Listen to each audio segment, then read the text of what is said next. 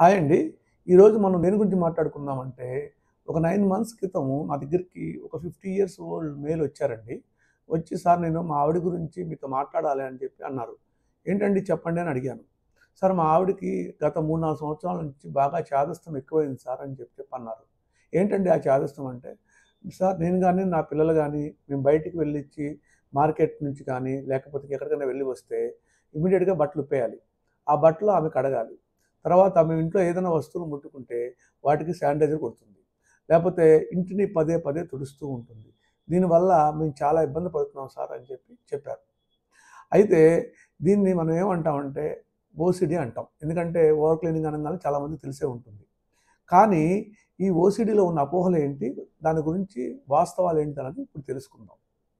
సహజంగా ఓసీడీలో 2 రకాలుంటాయండి. OCD with insight, OCD without insight or lack of insight అంటాం. ఓసీడీ విత్ ఇన్సైట్ అంటే ఏంటంటే, ఆ ఓవర్ క్లీనింగ్ అతిగా ఉంది అని చెప్పి ఆ వ్యక్తి ఫీల్ అవుతాడు. తద్వారా అతను హాస్పిటల్‌కి వెళ్ళి ట్రీట్మెంట్ తీసుకొని సమస్యను తగ్గించుకుంటాడు.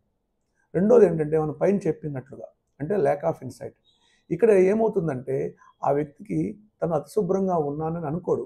ఎందుకంటే నేను ఇంటికి మంచి పనే చేస్తున్నాను కదా! ఎవరికీ జర్మ్స్ రాకుండా వ్యాధులు రాకుండా చూస్తున్నాను కదా అని అనుకుంటాడు.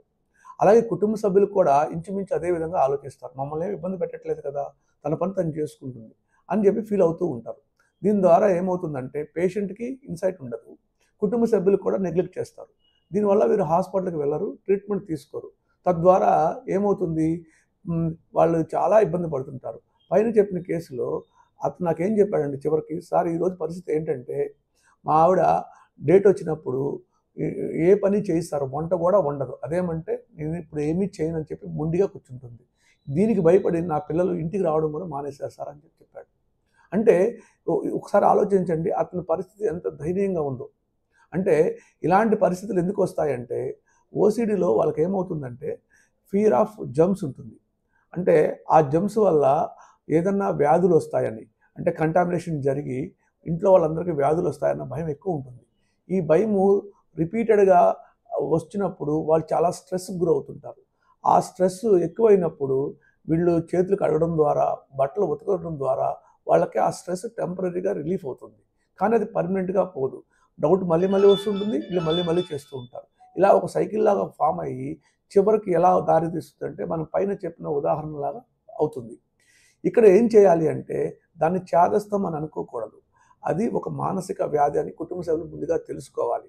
సపోజ్ వాళ్ళకి ఇన్సైట్ ఉందనుకోండి, కుటుంబ సభ్యులు వాళ్ళు సపోర్ట్ చేసి హాస్పిటల్‌కి తీసుకొని వెళ్తే వాళ్ళకి మంచి వైద్యం 1 రకాలుగా 2 రకాల మందులు విత్ కౌన్సెలింగ్‌తో జబ్బు పూర్తిగా తగ్గిపోతుంది. లేకపోతే ఇన్సైట్ లేనప్పుడు వాళ్ళు బ హాస్పిటల్‌కి తీసుకురావడం ద్వారా డాక్టర్ గారు వాళ్ళని కౌన్సిల్ చేసి, వాళ్ళని సైకో ఎడ్యుకేట్ చేసి, వాళ్ళు ట్రీట్మెంట్ స్టార్ట్ చేయడం వల్ల పైన చెప్పిన విధంగా దయనీయ పరిస్థితులు రాకుండా ఒక దానికి మంచి గైడెన్స్ దొరుకుతుంది. కాబట్టి ఓసీడీ ఉన్నప్పుడు డాక్టర్‌ని సంప్రదించడం చాలా మంచిది.